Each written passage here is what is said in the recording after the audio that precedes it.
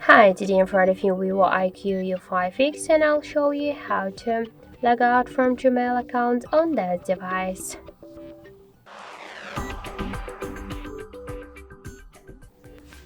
So first, launch the Gmail application, then tap on the right upper corner.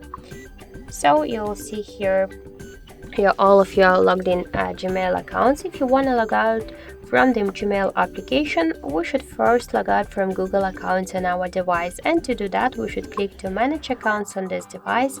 So then tap to your account and confirm your action by click to remove account, then confirm your action, tap to OK, enter one from your protect methods if you use some.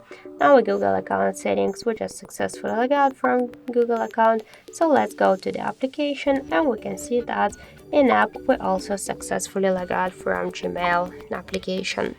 So that's it. Thank you for watching, and if you find this video helpful, leave thumbs up and subscribe our channel.